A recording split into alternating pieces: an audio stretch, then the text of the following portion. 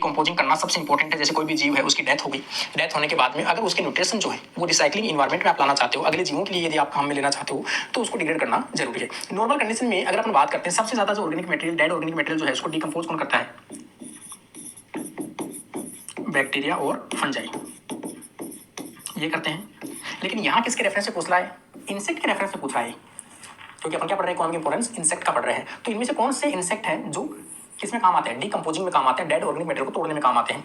Grass hopper, डग beetle और bed bug और house fly. तो यहाँ पर जो डग बीटल है, ये जो है, ये क्या करते हैं? डिकम्पोजिंग करते हैं। जो भी ऑर्गेनिक मटेरियल है किसी पशुओं के द्वारा या कोई भी जीवों के द्वारा जो मल त्यागा जाता है, उनको क्या करते हैं? डिकम्पोज करके इस प्रकार से, और उनको लुढ़काते हुए आगे की तरफ लेके जाते हैं। ये उनको लुढ़का के आगे की तरफ लेके जाते रहते हैं। इस प्रकार की स्ट्रक्चर होती है इनकी। तो ये क्या होते हैं? Dung beetle. What is the economic importance of bee wax? Bee wax जो काम आती है, जो हीव है, हीव जो है छाता है इसका, उसके अंदर क्या होता है? वैक्स होता है। यूज इन मेडिसिन के अंदर काम आता है, पैंट बनाने में काम आता है, कॉस्मेटिक जो चीजें हैं वो बनाने में काम आता है। इसके अलावा जो आपकी कैंडल्स है वो बनाने में काम आते हैं, कई काम आते हैं इसके ना, काफी इंपॉर्टेंट होता है ये। तो what is the economic importance of bee wax? Bee wax जो काम आती है, जो हीव है,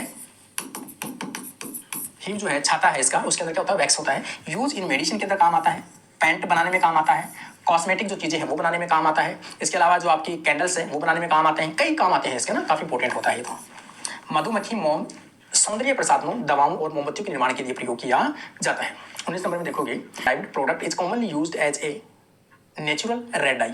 इनमें से नेचुरल रेड डाई जो है वो प्राप्त की जाती है, commonly used derived. Which insect derived commonly product is commonly used as natural dye? Natural dye के रूप में कौन सा इंसेक्ट जो है वो यूज में लिया जाता है?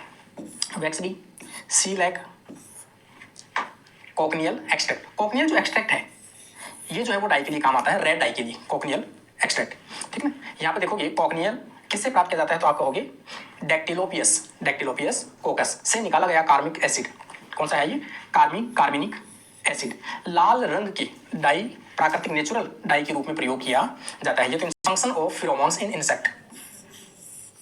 इंसेक्ट में जो फिरोमोन्स होता है, उनका मुख्य फंक्शन, मुख्य कार्य जो होता है वो क्या होता है?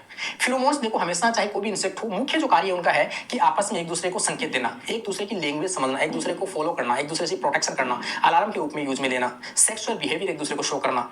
इसका मतलब ओवरऑल अपन कह सकते हैं कम्युनिकेशन। कम्युनिकेशन। फिरोमोन्स का मतलब है कि जो जो इनसे प्रजातियों के जो जीव होते हैं, ये फिरोमोन्स भी कैसे होते हैं? जाति स्पेसिफिक होते हैं।